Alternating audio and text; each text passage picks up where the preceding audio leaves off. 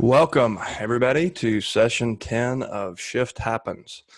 Today, we're going to look at preparing the sell side of your business. So we looked at the buy side. I felt like that was more urgent. And most of us on this call, we're working with sellers, whether that's from an investment or brokerage standpoint. That's the ideal side of our business that we generate revenue from, right? However, it was less, in my opinion, it's less urgent than the buyers. So we covered a lot of the stuff that's affecting our demand side first. And today we're going to look at the supply side. And the same as the format on session, I believe it was 8, we're going to look at this in an escrow stage, pipeline stage, and prospecting. So kind of immediate term, short term, long term. How do we handle this from an investment? Like, what are we seeing? How do you react to that as a broker? How do you react to that as an investor? And we'll break it apart that way.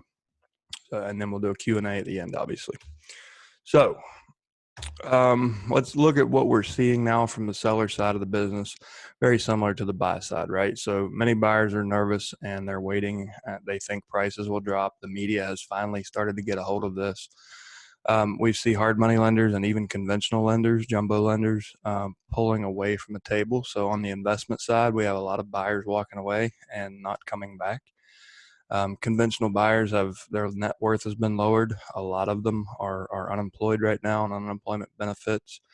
And as you see on the right, we've covered this in the early sessions. We talked about what was happening behind the curtain in the secondary markets and credit markets. And this chart here is a new chart that I pulled since we did that session. This basically is proof. And a lot of lenders, and I get it, like there's a place for optimism, but there's also a place for realism. And when you're representing a seller and trying to prepare them for what's coming, you need to be educated. So we're going to look at the facts. The facts are there's 20% less money out there for buyers right now, and the credit qualifications have greatly tightened.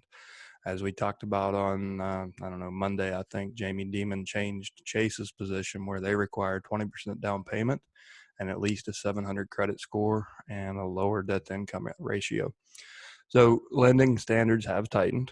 That will affect the demand side of our industry, and anyone who thinks that will take us back to a normal Q1 market probably needs to go do some homework.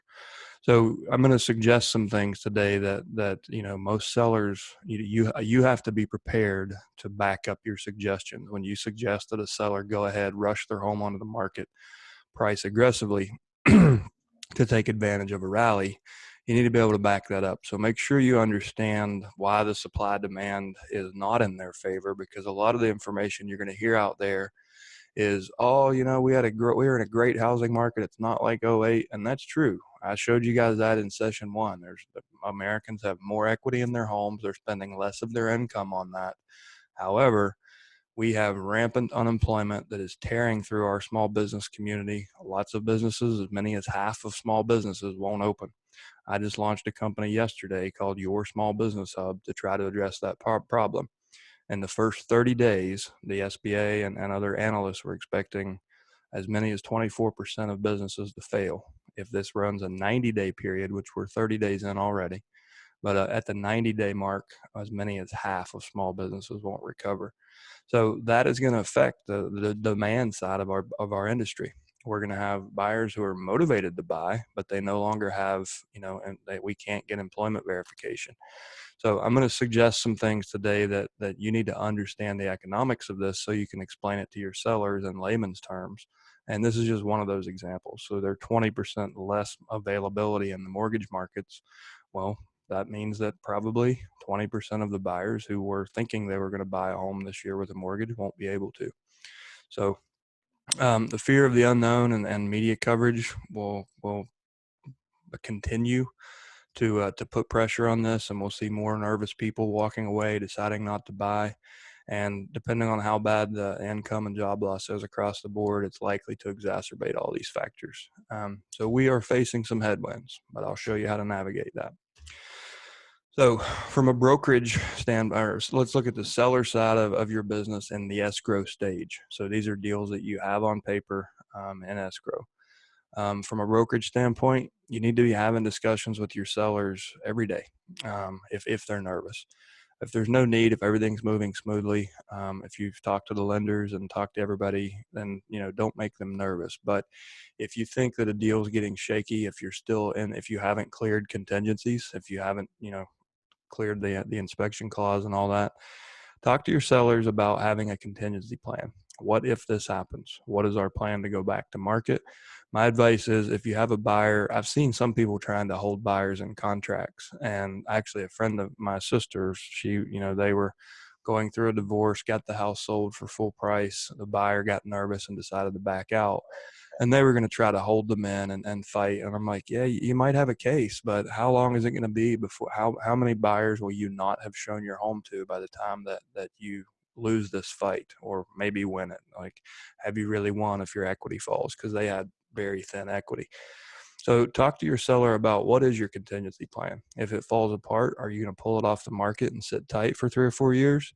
Or would you rather go the route of going back to market with an aggressive price strategy so we attract more buyers and we can find a replacement buyer? Or do you want to go a creative financing route where we can lock in today's valuation, like today's equity, and then share some of the risk with the buyer in order to get you that? Or do you want to discount it and dump it? So this way, if you have that contingency plan, you've at least conditioned them to think in that direction. So they're going to be less emotional and more prepared. And you should be able to put a deal back together with creative financing. This is where you can step in, have the seller offer a second if the buyer all of a sudden doesn't qualify for the full loan amount that they were pre-qualified for. Then the seller can step in and offer them a second mortgage to keep the deal together. If they own their home free and clear, which a lot more people this time do than did in 08. You can offer a seller first, like straight up seller financing, or contract for deed, which is less risky for the seller in case the buyer does default. And then, the other option is just listing with a new and more aggressive marketing strategy. So by more aggressive, I mean, have the owner do a tour, like a video tour, and introduce the buyers to the house. These are some of the ideas we talked about even in the buyer session. So what does it look like if you turn your house, if your seller personifies their house, if they give it a name and a personality, and they walk through and they tell stories, and that maybe treat it like it's they're making a Tinder profile for the house, or a Match.com profile, like, oh, you're gonna love this house. She was born in '68, and just be fun, because there's such a heaviness to everything right now, that the more lighthearted and fun you can be, the more likely you are to appeal to the buyer's agents and to the buyers. So have your owner do their own virtual tour, just like if they were on like the neighborhood open house circuit, and just say, tell them what you love about it. Tell them why you bought it. Tell them what motivated you to do this 3 years ago. So things like that, like get creative with your marketing, get aggressive with your pricing, price ahead of the market, and you can hopefully replace deals if they do fall apart on you in escrow. From the investor's wheelhouse, you may consider contract extensions or price reductions, but I'm going to tell you this: there's a lot of people out there, more than I would care to see, that think it's just hot shit to go get a seller while they're down, renegotiate the price, and take more equity after the fact. And if you're on this call, and you're that kind of a person, like if you intentionally intimidate people to ride the price down, I'm going to ask you to hang up right now. You need to, don't take advantage of people right now. It will eat you in the future. And I see people do this. I see it in Facebook groups, and everybody's laughing and putting their checks up. Like there's a special place for people who do this, especially in times like this. So yes, the market's probably falling. Yes, you have to mitigate your own risk, but do it with ethics, and don't beat people up just because there's panic in the markets right now. Call your sellers, let them know what your intent is. If you don't intend to go through with this contract, let them get it back on the market. Cancel it right now. Don't leave them hanging. Let them go find a replacement buyer. Don't tie up assets you don't intend to do anything with.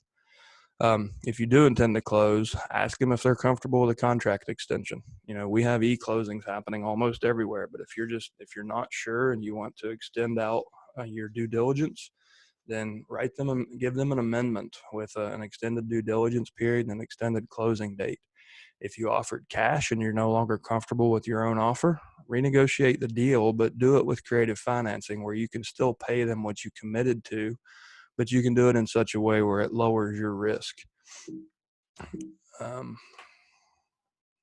Why this is hung up.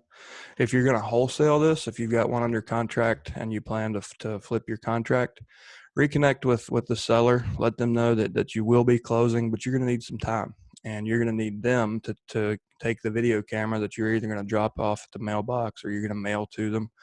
And you need them to go through and take some videos because the lender you had set up to buy this house has all of a sudden stopped lending. There's no money there. So you're going to have to bring a partner in on the deal. And to get a partner, they have to have access to the house, but you respect their hygiene, and you don't want to have a bunch of people coming through their house. So you need to have them do some really neat videos for you so you can share it with your investors. And that's your buyers list if you're wholesaling.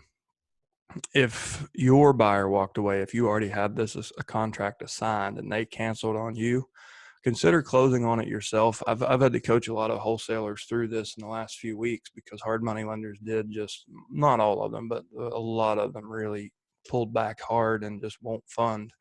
The others have really tightened down on their LTVs and their experience requirements. But if your buyer walked away, consider closing on it and then selling it as on a contract for deed. So you're going to have to pay you obviously need cash. You need your own capital to do this.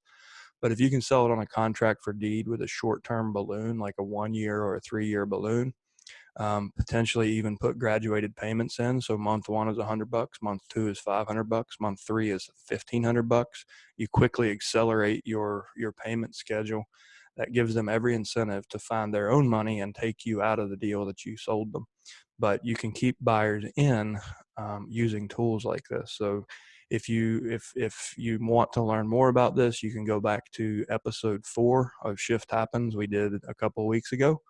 And we break down 7 specific creative financing techniques that you can use in a situation like this.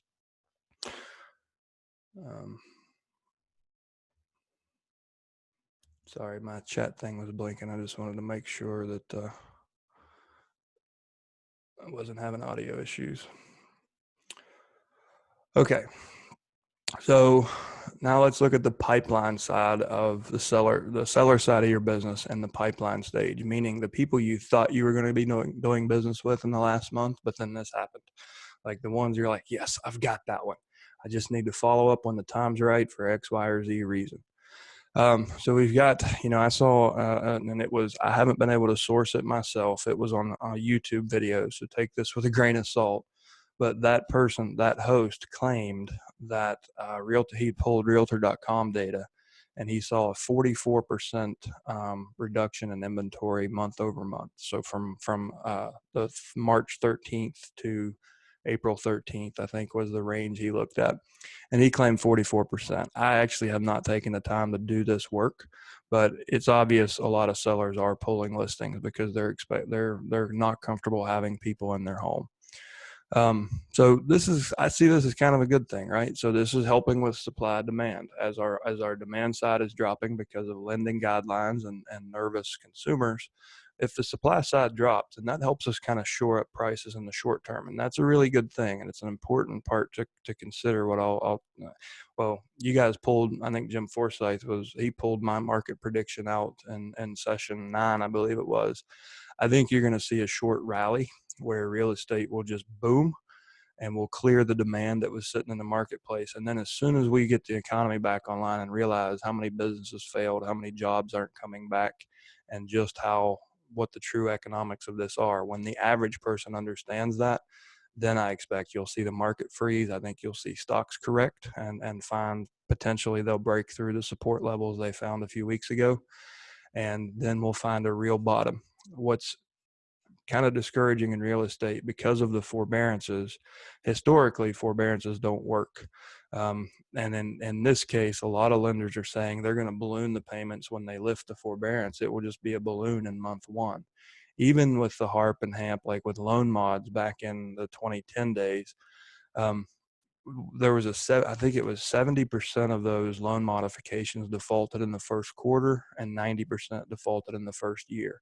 So these programs, although they're laid out with good intent, they're not likely to really limit the number of defaults. They're just going to spread it out over more time, which will take us longer to actually find support if we do make a downward price move in real estate values. And knowing what I know about economics, I don't see how that can't happen right now. So that this will help by balancing supply and demand, but it's not gonna last too long. I think you'll see conventional sellers they will load the market with assets. This is where it's important. I told you guys, I think it was on the mastermind call, maybe one of these sessions, but the analogy I used was it's kind of like the line at Disney World. And when you're talking to sellers and trying to encourage them to do what's right for them, when you offer professional guidance and leadership, you can use those types of similes. Like it's kind of like if you're at Disney World, you can be in the there's going to be a line there when the gate opens. So do you want to be in the front of the line or the back of the line? Because I know it's uncomfortable right now to consider somebody coming through your home. We actually have we have systems and tools to make sure that that doesn't have to happen if that's how you feel. But it's important to me to know that I can get you to the front of the line, because if what I think is going to happen happens, you will lose equity. So the longer you're waiting in line, and this is especially for probate, but the longer you're waiting in line, the more likely you are to see a price reduction. And when we open the market and you have all this pent up demand, wouldn't you like to be on the front of that? Wouldn't you want to be one of the houses that all these buyers are competing for? So I don't think values will correct really sharply in the beginning. So you've got a short window. I don't know what that is. I don't know when we're bringing the economy back online. My guess is probably mid-June. And if we do it before that, we run the risk of this, from a virus standpoint, this hanging around longer and even being a challenge that we face later in the winter, according to some of the top virologists that have been on some of the calls I've sat in on the mastermind calls. So I think you'll see a short rally period where real estate, it's going to seem like real estate it's like 2006 all over again. But once that reporting starts to come through, once people realize just how bad the economics of this are, and it seems like the news cycle and consumer sentiment seems to be about 2 weeks behind reality. So when you realize something's wrong, it seems to take about 2 weeks, and then everyone's like, "Oh shit!" And for me, I feel like Chicken Little trying to warn everybody about a lot of these things, but this is what I expect. I think that people will be optimistic and people will be, feel like things are normal, and they'll rush back in, and there'll be an opportunity to take advantage of this for sellers to really get the most equity they can before a correction sets in on us. I believe that will be followed by a frozen period where everyone becomes so nervous that nobody moves. It's just like, oh crap. It's kind of like the standoff. If you remember The Office, when Jim and Pam and Michael got into the finger gun standoff, that's what our real estate market's going to look like for a bit. I hope that doesn't last long, because that's kind of the worst case scenario. If we can just fall and find the bottom and then clear the distressed assets, that's the best case scenario. Well, best case is I'm completely wrong and the market, we flip a switch and it's just like Q1. I hope like hell that's the truth, but I don't really believe it is. But the worst case scenario is we draw this out. It's a slow bleed. Nobody makes a move. Investors are afraid to step in. Sellers are afraid to admit that they're actually going to lose any value, so they're holding their price, and nothing happens. And eventually what happens there, all the people going through the divorce, bankruptcy, job loss, that have to relocate to find a new place to live and work, they become desperate. They're willing to dump that equity that they had, because remember, this time there's more equity in single family homes. And when they dump that equity, there you go. You've got a new comp in the neighborhood that establishes values. So the longer it freezes, the worse, in my opinion. But I want you to be prepared to explain to your sellers the supply demand economics at play here. And if you're going to suggest that they get aggressive, then be able to back that up. If they don't want to do that, if they don't believe you, just make sure they're prepared to wait this through, because we're, everything that I can see, to think that this is going to be a quick V recovery just doesn't seem feasible to me. I think it's going to be a long U, and you're going to see 18 to 24 months of pretty rocky road. Potentially up to 3 years, depending on how we handle distressed assets. Now, if the Fed they're proving that they're willing to do almost anything. What would drastically change this is if they were to come through and just say, okay, just like student loans, all that money, all those payments you missed, just consider them paid. And the Federal Reserve, compensates the servicers and lenders, and it's basically debt forgiveness. If something like that happens, which I haven't seen anything like that mentioned yet, but something like that would happen, then my opinion would change drastically on this. But I haven't seen evidence of that. So how do you respond to all this? Again, from a brokerage, be flexible. So convince your sellers to update their listing. In the public remarks and private remarks, highlight their willingness to accept contingent offers with long buyer inspection periods, not home inspection periods. I mean site inspection periods. This can get listings out of the active status and the pending status, and kind of help, rising tide lifts all boats. So the more inventory we can show that is actually pending and closed, then the better we can kind of underpin our market. Be creative. So take the tour to the buyers. Like I said, get your seller a 360 camera, get them a wide angle case for their phone, and have them go through and sell this house sell it to, just like they were, make it fun, make it as lighthearted as you can. One of the ideas I have here is you can consider buying a 360 cam. There's a really good, Rico makes a really good one for $250. It's a 4K 360 cam, and Rico, they make the software for it too. So it's not a Matterport, but in some ways it can actually be better than a Matterport. It's certainly a lot easier to use. It would be hard to train a seller to use a Matterport. But get a massive SD card, pack this into a package with all the listings you have, prepaid shipping labels from one to the next, and a laminated card with instructions, and then put it all in there with hand sanitizer and wipes. Send it to one seller, and then, say, call me when you're ready to do this. I'll coach you through it. And then when you're done, make sure you wipe everything off, put the new shipping label on, and send it to my next client. So in a week, you could have 360 video tours of every property you have. And they can hopefully be fun. You can put them on YouTube, put them on Facebook, send them to the media, just anywhere where you can get exposure. And if you guys noticed, I'm sure you probably have by now, a lot of websites have actually added buttons in for everything as virtual tour sections now. So on Zillow now, instead of their call to action is actually book a tour, and you schedule a tour with the agent. So the agent can go there and do like a live stream, or you can have it uploaded. We will drop this link. Actually, this is well, shoot. Yeah. Well, I'm in slideshow. I can't grab this link. I will drop this link for you guys. I found a really good article that gives you a rundown on the 5 best 360 cameras for real estate, and I'll link to this. So there's the GoPro makes one now. I think the Rico is probably the best value from a trusted brand. There are some kind of off-name Chinese manufactured cameras that I don't have any experience with. They are affordable and they do have decent reviews, but I would be weary of the software with 360 cams. Like Margie, Rico is RICOH, like the printer and copier company.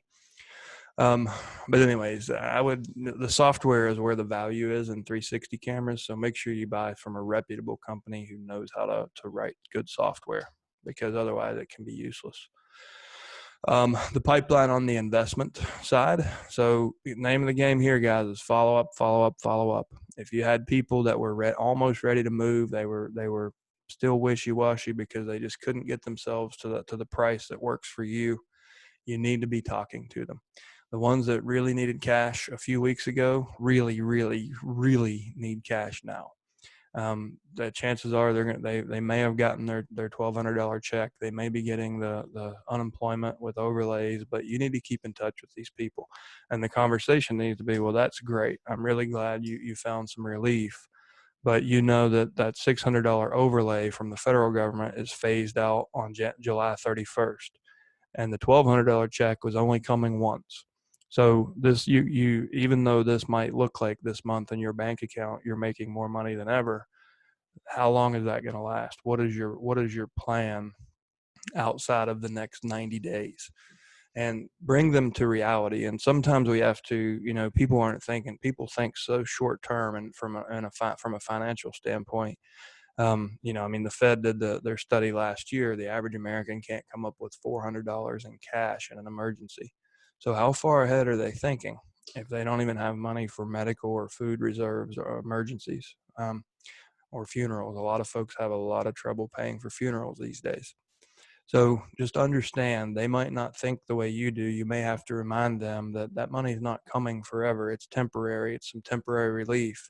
And they have equity in their home, and they have more now than they probably will have for the next 2 or 3 years.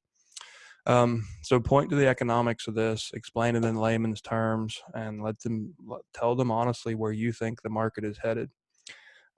Keep in mind your max allowable offer might need to be lower than it was. If you have a model that was 70% minus repairs based on Q1 real estate values, as long as you believe the market will stay at Q1 values or above, then you can continue using that formula. However, if you believe the market will fall, you need to factor that in, and that's your guess is as good as mine. Prices could fall 3%, prices could fall 30%. We don't really know. We don't really have a blueprint for this. There's a lot of good fundamentals in housing, but housing is a lagging indicator to the broader economy. And everyone likes to point, especially in our industry, they like to point to the housing metrics. Well, that's all great, but what happened? How many people buy houses when the broader economy is in the gutter?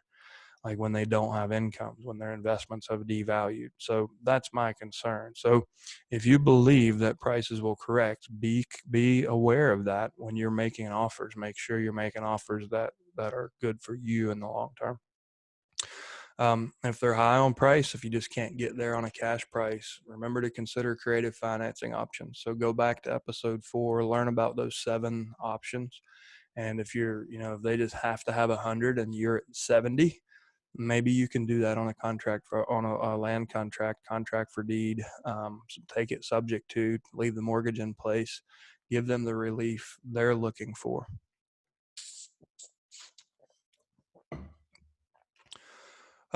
So the prospecting phase, we're going to blend brokerage investment here. So what's happening here is sellers are likely to, sellers are already cautious and are likely to remain cautious about their health. I think that you're going to see social impacts that will last years coming from this. It's amazing to me how quickly Americans, these free-spirited, patriotic, hard-headed damn Americans, we will get up and fly thousands of people across the country and roll into DC on Harleys, and like roll into Richmond in full battle rattle with M4 strapped to our chest, just because of minor legislative changes, because of a little tweak to a gun law. And I understand that, you can't, erosion of rights is a very important thing. What's really interesting to me here is how few people are actually understanding that their rights are being eroded. They've just accepted this. And I'm not saying that we should, I don't think people should run on DC.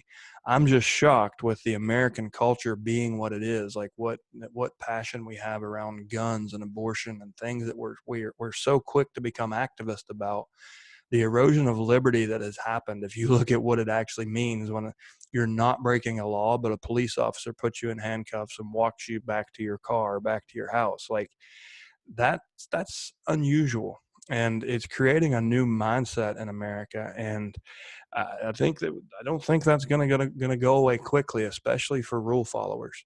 For people who don't ever challenge the status quo, I think that they're gonna become conditioned to stay home more often, to stay out of public places. It's gonna take time before people feel comfortable in crowds, comfortable in restaurants, on public transportation. Um, so I think what you're going to see is some sellers will actually not be ready to go back to market. They're going to, and the earlier we open our economy, the more likely they are to react this way. So you need to be ready to address their concerns. Like you need to be able to um, understand that culture shift and what people are uncomfortable about, and then have systems in place to make them comfortable. For example, if they don't want 20 people coming through their house, they don't want an open house. How do you aggressively market a property without allowing people to be there in person who have never even, they can't fathom the thought of buying something sight unseen? I kind of built my career in ski resort, beach resorts. So almost every transaction, because in the winter when everybody was there and people were thinking about buying, then the place was fully booked, and we oftentimes couldn't show. Like during ski season, that was our peak sales time, obviously, but very rarely did the actual buyer get to see their unit until mud season. So the stuff I would sell in December, January, February, March, the sellers would finally get to see when they came up in April, May, or June. So it was pretty normal to me. Like I had ways of doing this even back in 2006. I remember when the day Trulia came out, I'm like, oh, look at this. Look at this website.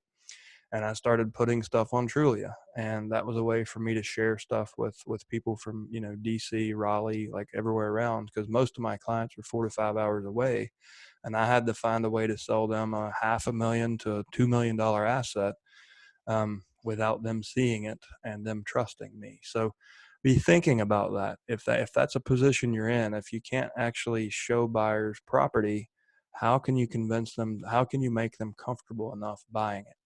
And I suggested, I don't know if you guys have ever seen these, but my friend brought an Oculus Quest. It's the first standalone virtual reality headset. It doesn't have to be plugged into a gaming computer. Pretty impressive. They're $400 normally, but they're sold out and they're on eBay for like 850 now. But I didn't think much of it. I'm not really a gamer, but when you put that on and realize like the technology's good, and like I went to Mount Everest, I went to Notre Dame and looked at the construction they're rebuilding from the fire. I was in Paris during COVID-19. I went to Angkor Wat in Cambodia. Like I went to all these places around the world. I went heli-skiing in interior British Columbia, somewhere I love. And I was just fascinated, like the amount of detail, and it's literally a 360 environment. Imagine a scenario where 6 months down the road, you can get an Oculus and you can offer clients the ability to walk on the roof of every listing. And you go there and you're like, you know what, listen, we want to make sure that you're comfortable with this. So we're going to let you come to my real estate office and I'll give you a full walkthrough of this listing.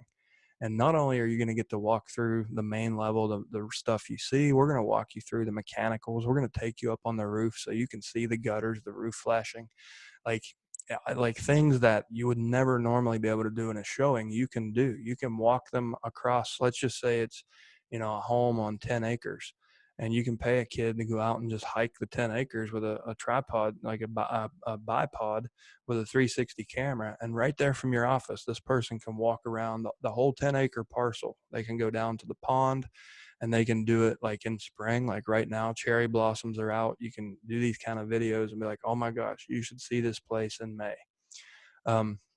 Or April or whenever it was. But think outside of the box. That's what I'm really getting at here. Like I want your gears to turn and go, like if it becomes incredibly hard to get people into my listings, what can I do to get those people to a confidence level, an excitement level, an emotional level where they're willing to act, and be comfortable with a sight unseen offer? Because most people, I mean, hell, I've bought most I've bought so much stuff sight unseen, and I've sold so much stuff sight unseen. It's no big deal to me. I'm like, well, why do you have to see it? It's a house. Um, and because you have contingencies, right? But so make sure that you have some ideas in case that happens. I think most metro markets are going to see massive waves of defaults. I don't know if it's going to be foreclosures.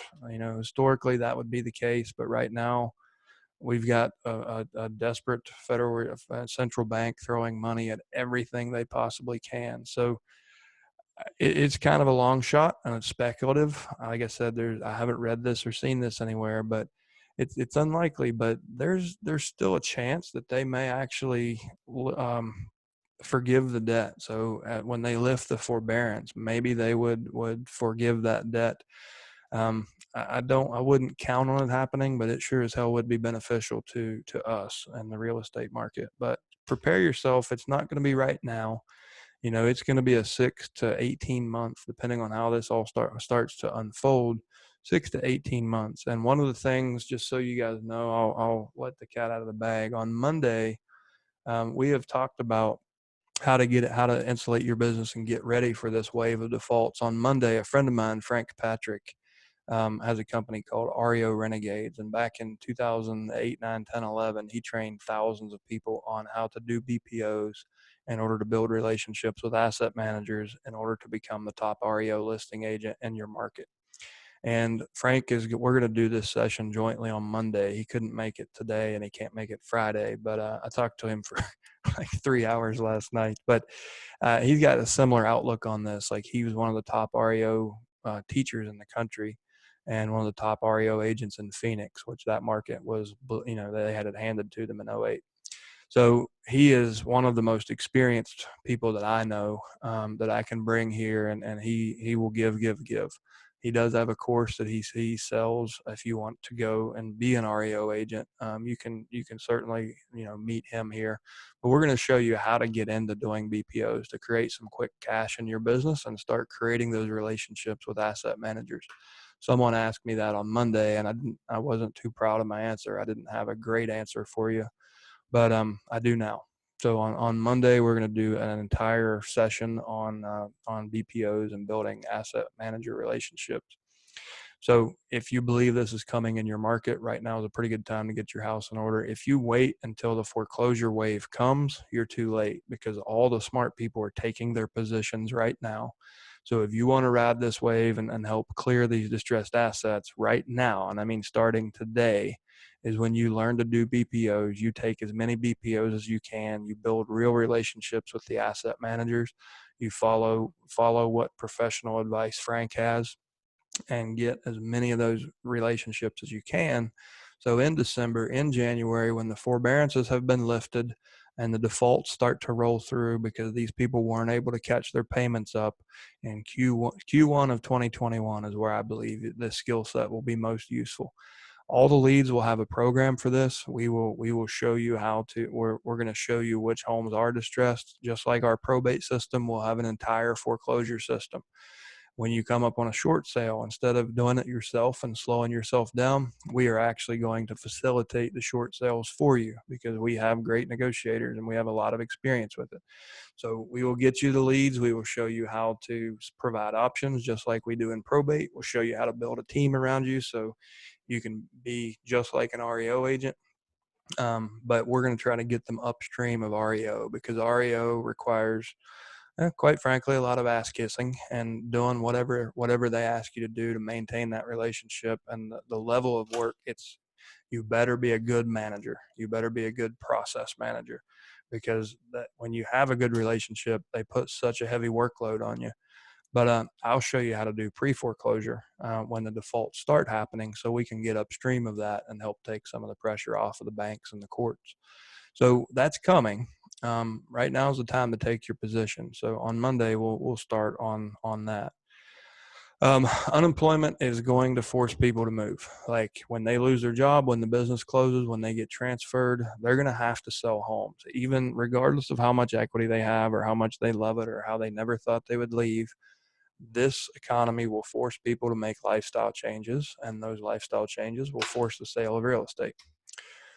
So how do we respond to this prospecting from a brokerage standpoint? You guys have probably heard me suggest this in probate, like when we're waiting for, um, the article, when we're waiting for the confirmation of the petitioner to become the administrator, sometimes we have to wait. Sometimes we have court backlogs. So sit down with your broker and establish a letter of intent to list. So this is a letter of intent to sign an exclusive right to represent seller. Well, that's a mouthful, right? Whatever your broker is comfortable with. What you're looking for is a piece of paper that's not illegal. It's not a valid enforceable contract. No LOI really is, but they're signed. Sometimes they're notarized. It's how big multi-million and multi-billion-dollar deals start. They all start on an LOI, usually on one page. Doesn't have to be too complicated.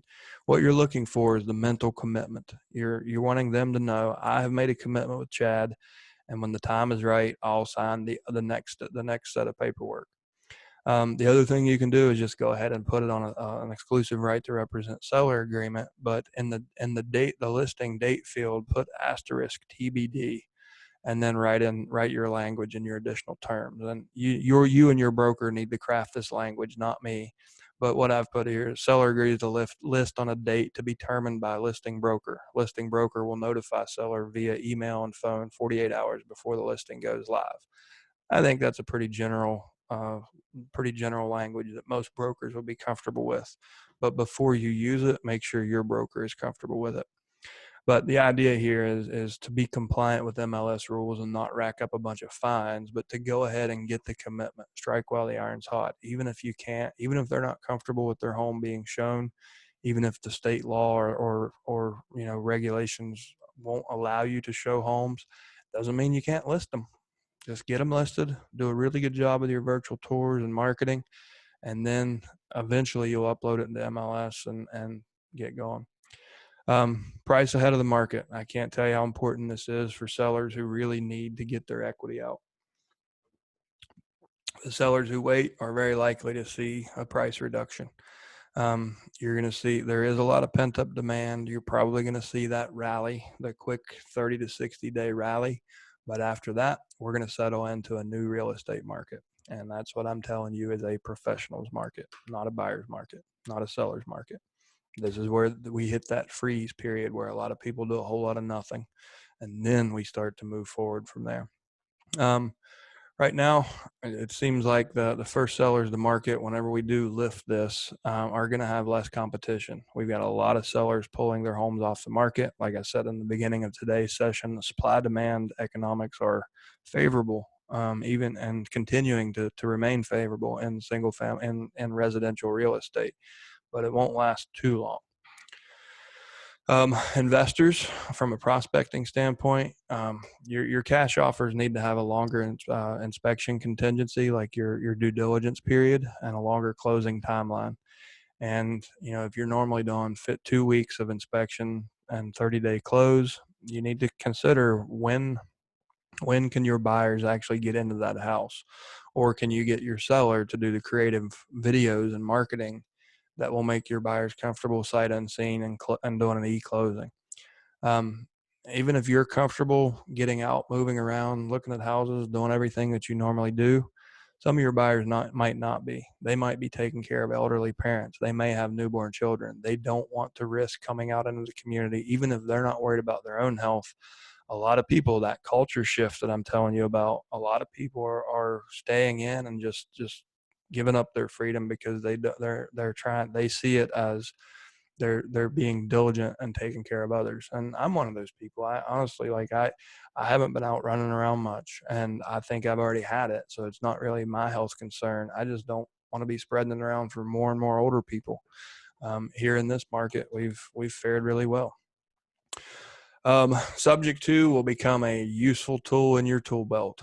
If you don't understand it, go back to episode 4 of Shift Happens that we did a couple weeks ago.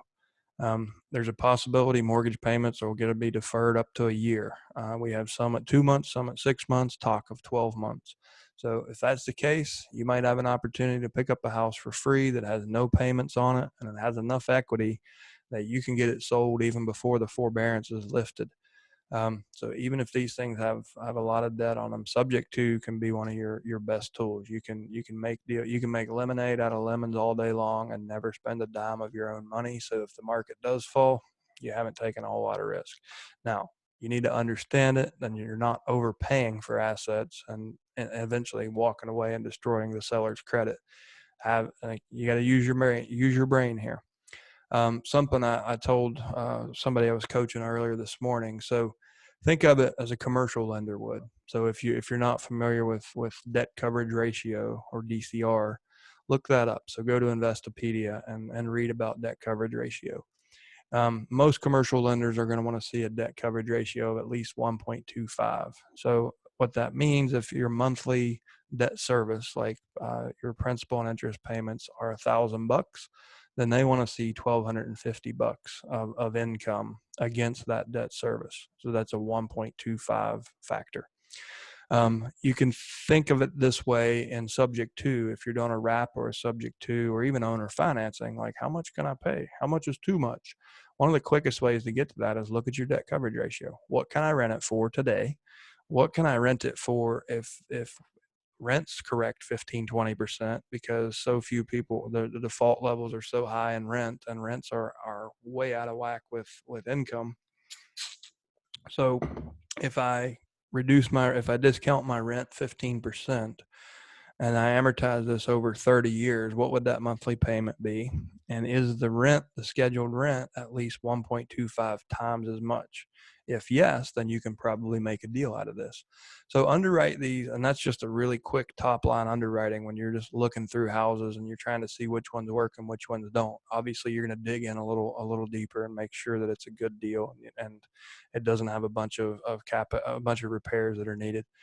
But that's one way you can look at it at a quick glance and say, okay, does this deal work? What price can I pay? How much is too much?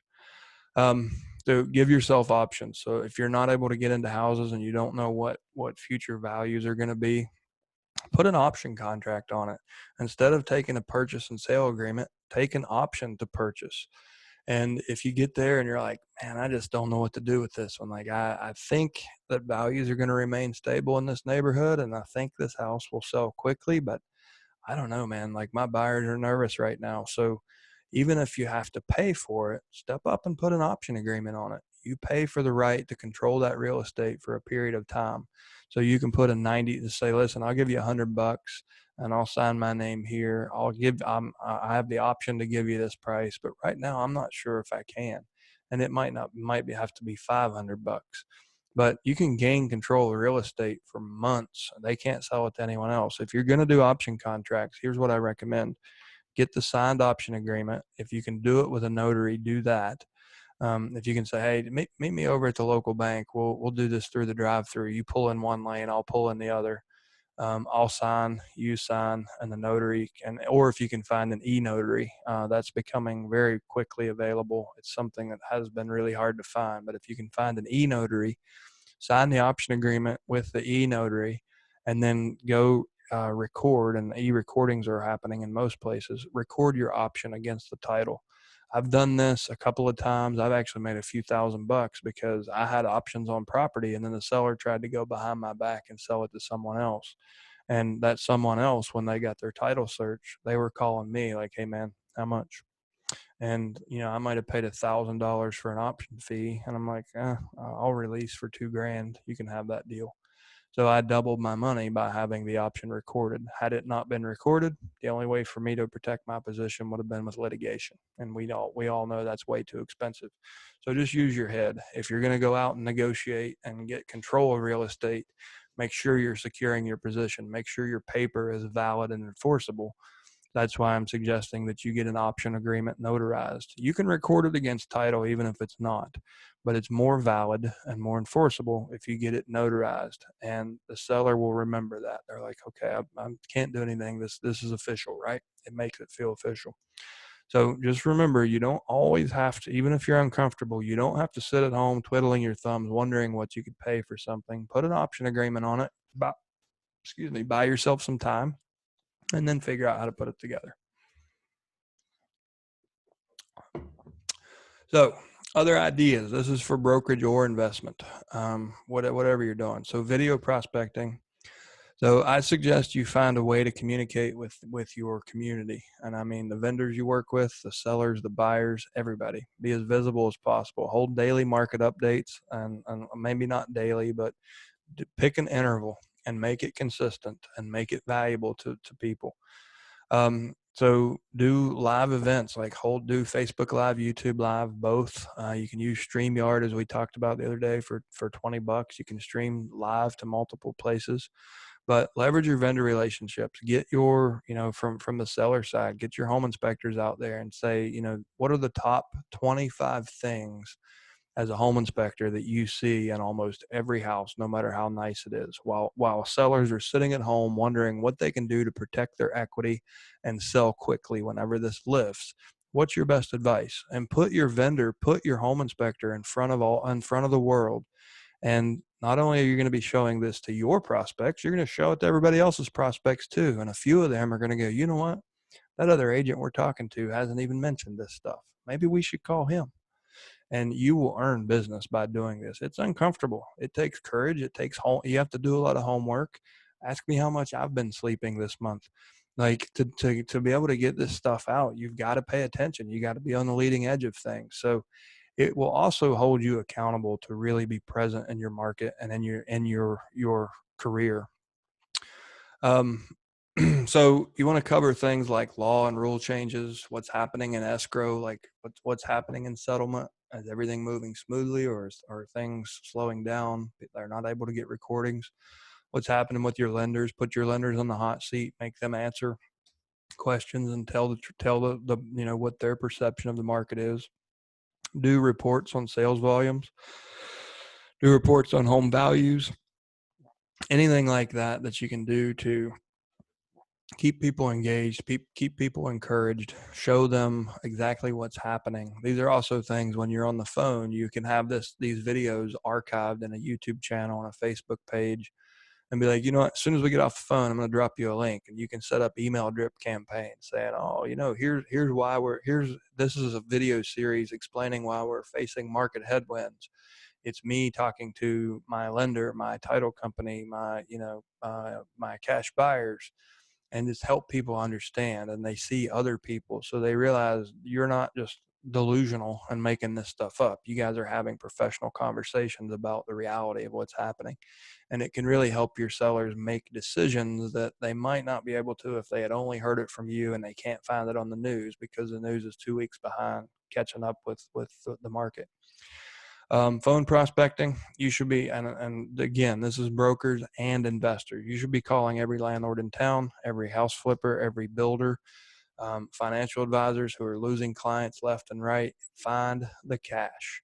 And we're talking about representing sellers, but if you're representing sellers, what do you need? You need capitalized buyers. So you should be talking to these people. Landlords are getting tired. Landlords are fed up with tenants who this whole rent strike culture is wearing a lot of guys thin. There's never been a time to get tired landlord portfolio listings like right now. Guys are unloading, 50, 60, 80 houses in a lump if they have the right professional. If they go talk to a typical realtor, it's like, oh my God, I just got 80 listings. I know what I'm doing this year. Where the right agent will step up and be like, all right, we're going to do this on one listing agreement, one contract, and you can sell it as a single deal and never even go to the houses. If you know who the right buyers are, you need to find those cash buyers that have a high risk tolerance, that don't have to come out here and do 90 days of due diligence just to buy a package of houses. So you take those landlords and you find out who they are, who's getting tired, who wants to sell. Talk to property managers as well. They're great. They know first when a landlord's getting tired and they're ready to give up. The good property managers know first.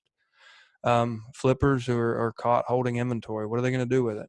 Why is it not listed right now? Why can't we do a walkthrough and have the builder or the investor do a home tour?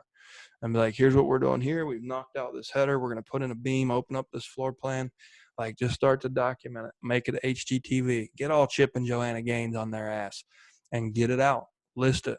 List it as not as a coming soon. Get it on the market. So talk to these people and see what they're doing, see where they're at in their business, see where you can provide value to them. And the more conversations you have, the more likely you are to be on the leading edge and to be earning business that other people are overlooking. Online prospecting. So you've got all this content. So be putting your content out there, Facebook groups, LinkedIn, YouTube, you name it. And as I suggested in the buyer session, if you're going to work, creating content is hard. Ask me how I know. To do a good job, like to not just be bullshitting people, you have to do your homework, and you have to understand design, and it's not easy to do well. Thank God for Cat, or I wouldn't be like you guys wouldn't. It wouldn't be nearly as good as it is here. You would be stuck with this same PowerPoint slide deck all the time. But you've done the work. You've got all this content out there. Now, how do you repurpose it? How do you elevate it to its highest and best use? What if you get it to go in the local newspaper? What if you get on the local news channel? What if that local news channel syndicates and it ends up statewide? And what if that statewide channel ends up you end up getting a plane ticket to go to New York to sit on the Today Show because you did something so creative that no one's ever seen it before, and it was funny, and it was light, and it was a snippet of good news that every media outlet's looking for to share. One of those success stories in a time of darkness. So if you're going to work your ass off and make all this really valuable content, real estate investors associations, lenders, realtors, investors, bankers, financial advisors, media, newspaper, television, Facebook groups, meetup.com, you name it. You're doing good work. And one of the best things you can do is archive this on a blog. If you have a WordPress website, especially, every piece of content gets a blog post. So Google starts to skyrocket you in SEO rankings. So hopefully some ideas that generated some ideas for you. So the action items here for this is get your plan in place and start yesterday. Expect a short rally in residential real estate, followed by a relatively long period of downward price pressure. And long period, this is going to be, I would say, no less than 6 months, no more than 3 years before we stabilize and see a new base, a support value and can move forward. Become the market expert and be as public as you can with your opinions. Not only will this be helpful, it's also going to hold you accountable. I consider everything I say cast in stone, so I'm careful how I choose my words. I make sure that if I'm above my pay grade, I shut up. I don't bullshit people. I do my best not to. Now, I'm sure I make mistakes. You've probably caught me in a couple, but I'm running pretty fast. But it holds me accountable to be the best I can be for you guys when I commit to be here on the same day, the same time, every time. And when I see 100 people jump into these things, it holds me accountable to be the best professional that I can be. So I'm suggesting you do the same. Step up and become that in your market, and it'll hold you accountable and keep you moving forward, even on days when you don't want to. Share your research with as many people as you can, consumers, professionals, media, anyone that you can get this information to, because it's going to build your reputation. And you need to prepare and educate yourself to provide options outside of what they're used to, what they're expecting from you, even what your broker is comfortable with. Creative financing is a great example of that. When the market's not moving, you can give it a kick in the assets and move it forward, right? And you can do that with creative thinking. So we will jump to Q&A. I'm going to go back to our first slide. So anyone watching live, it's a little more exciting. Okay. So I've got the chat window and one in Q&A. Soledad says, is your friend the best at connecting with REO asset managers? I don't know if he's the best, Soledad, but I do know that he has taught over 500 real estate agents and brokers. He has helped over 500 real estate agents and brokers actually establish those relationships where they became top REO agents. He's trained thousands of people, but one of the things he said last night, it was even in 2014, like when the music had stopped like that, and we pretty much ran through the inventory, he was still getting like 50 people a year set up as REO agents. So Frank is, he's no joke. I'm careful who we bring along. and he's somebody that you can trust to learn from.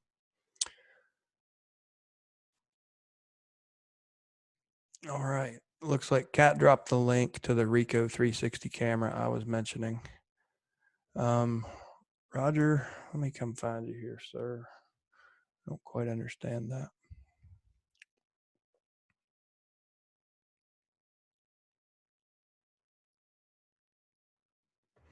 Roger Lisi, you're allowed to talk if you would like to.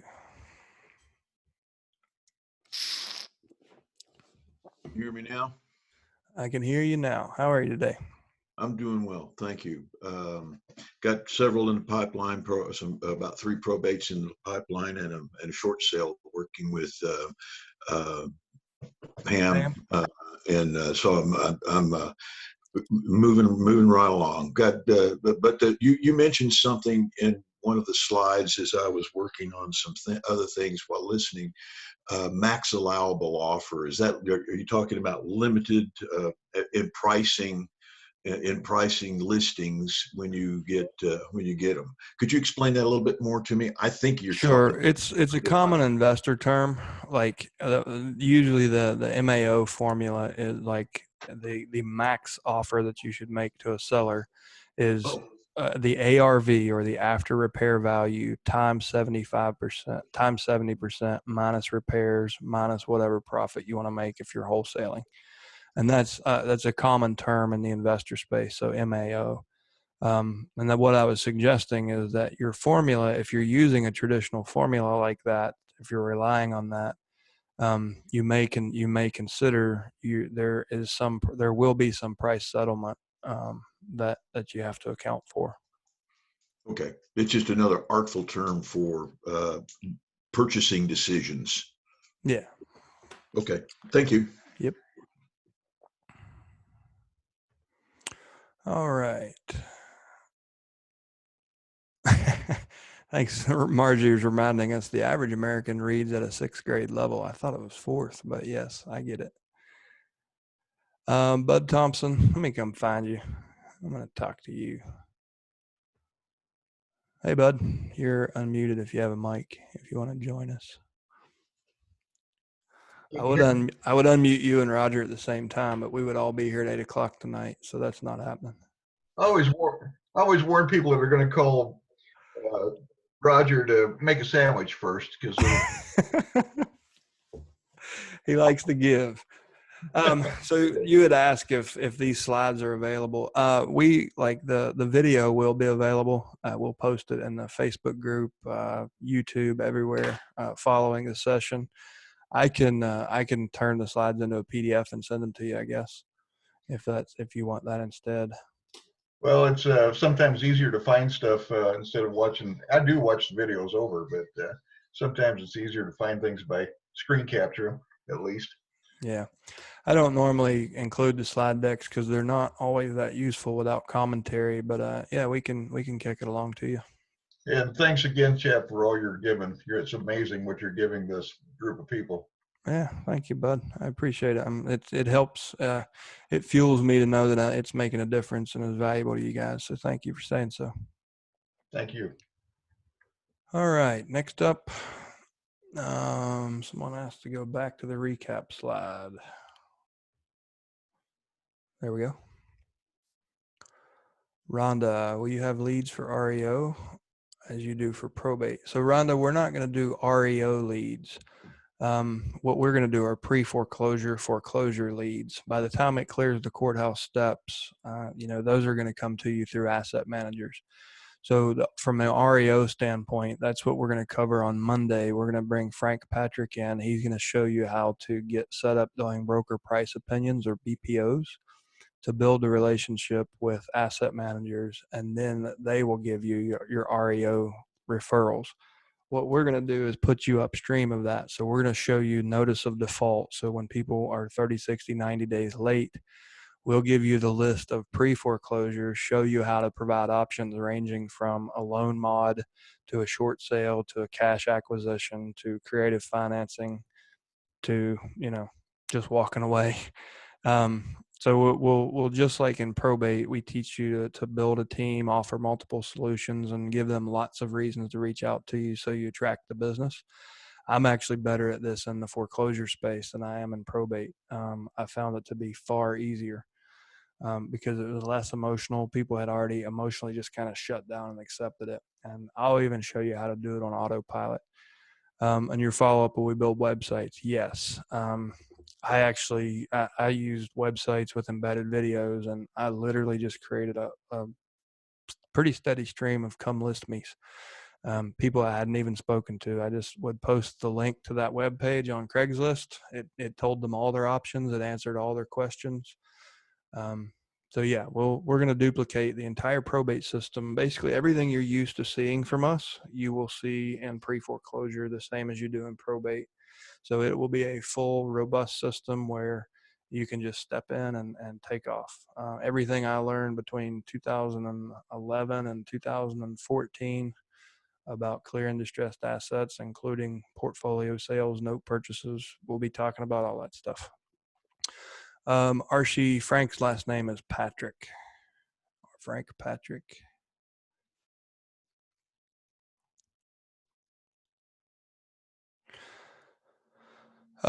So Joyce, as far as my research, Joyce usually doesn't have a microphone. So, oh yeah, she wrote it in there. So Joyce said, possible to get resources on your research, for example, the mortgage graph, reliable current info on the economy. So my favorite places to research are anything that doesn't have a damn media logo on it. I try to stay away from even like Forbes and Bloomberg. Like I try to go figure out where did they do their research to write this article, and then I go look for myself. I really like the St. Louis Federal Reserve has. Let me jump to a screen share. Um,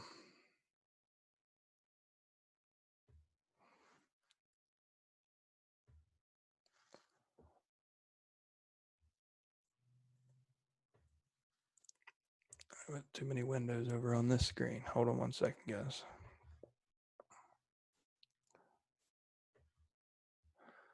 Okay, so one of those, I actually had this up. So the chart that I showed you today was from the Mortgage Bankers Association, so MBA.org, and just added an arrow to that. But this is showing you the Mortgage Credit Availability Index. There is an amazing amount of data in the St. Louis Federal Reserve, and it's called the FRED. So this website, you can go deep. Like if you put in, I'll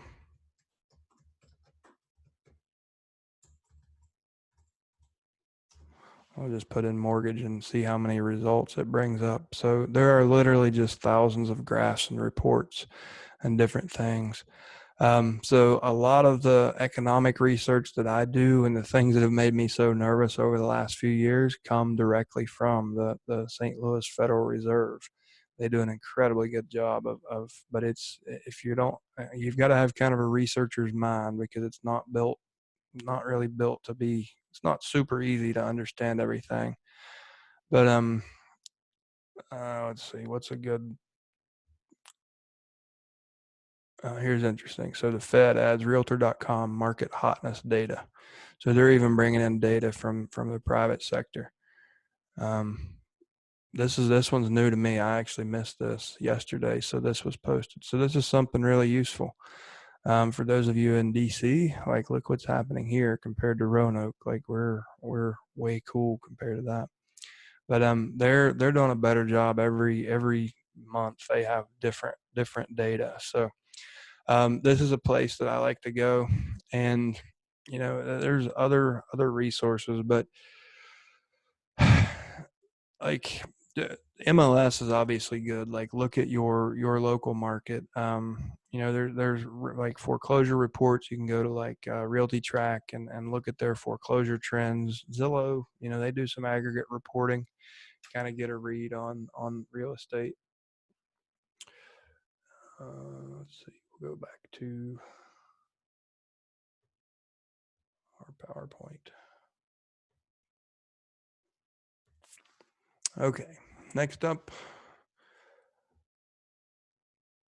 James is doing a short sale with Pam too. That's awesome.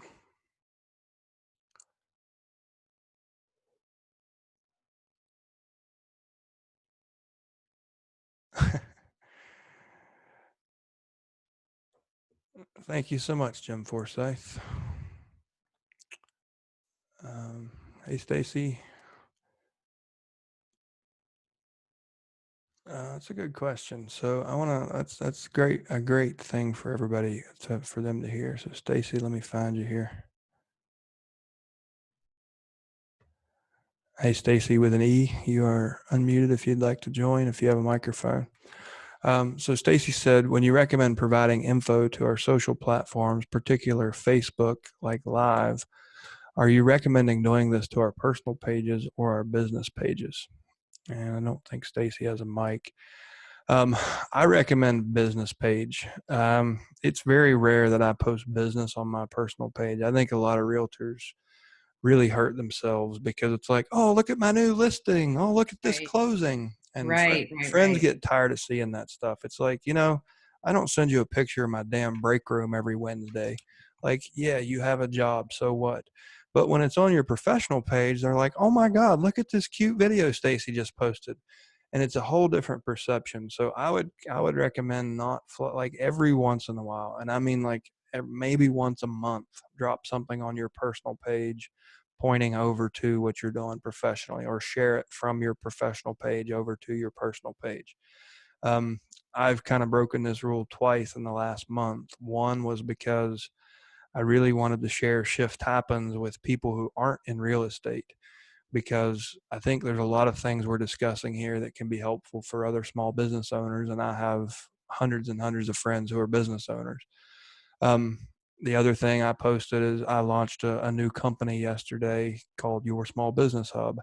And it has its own social platforms that we're building. I built a website and I've got a Facebook page up, but nobody knows about it. It has no brand awareness. So I simply posted it on my Facebook page, posted it in a mastermind group, like my personal page. And I mean, yesterday we had over 1,000 unique visits to a brand new website, and we have over 30 people looking to buy businesses in this environment. So there's sometimes you can drop a little bit, like seed in a little bit on your personal page, but for the most part, try to stick with the discipline of business on business, personal on personal. Okay. Gotcha. Thank you so much for that. Yeah. It's kind of always been something that's been a concern because I've got more followers on my personal page Yep. and than I do on my business page. And typically Facebook doesn't really do well when you share from your business to your personal. So Right. I guess the strategy then would be to actually just like post something on your personal page and say, hey, I'm going live on my business page. Here's the link. Yep. Pop over there at 2:00 tomorrow and we're going to talk about whatever we're going to talk about. And also tell them why. That's one of the things, like realtors are pretty haphazard about social media. They overshare, like some things that really don't have value. Right. They overshare. So what I'm suggesting is like, listen, I'm going to go live on this channel and talk about this. And here is exactly why that's important to you as my friend. This isn't about real estate. This is about the community we live in. And I think it's important that you see what I see. And like tell them, because if they're just scrolling through on their phone and it's just all another realtor post, another self promotion, right? Say, listen, it's important to me that all my friends and family are cared for. I did this last week with a Ray Dalio post. I had posted it in my mastermind group and in our All the Leads mastermind group, because I want people to understand the underlying economics of what's happening and how the credit markets really work. Right. And I'm like, that's kind of a business thing. But I was like, you know what? All those people on my personal page need this just as bad as my business followers. So I'm like, here's why you need this. Like, you matter to me. So when I put stuff over there, I tell them this is why you need to know this. And it seems to and trust me, I used to put real estate stuff when I bought houses, when I got listings, I would do all my videos. But I learned through observation that it turns people off. And that's a big reason Facebook Facebook tries to limit what you can do because they don't want businesses bombarding personal pages, because Right. then they know people are going to get tired. Users are going to quit using the platform. And so they've built some of those rules, those restrictions in to kind of help people with best practices. Right. Cool. Thank you. Roger Lisi, thank you, sir. That means more than you know.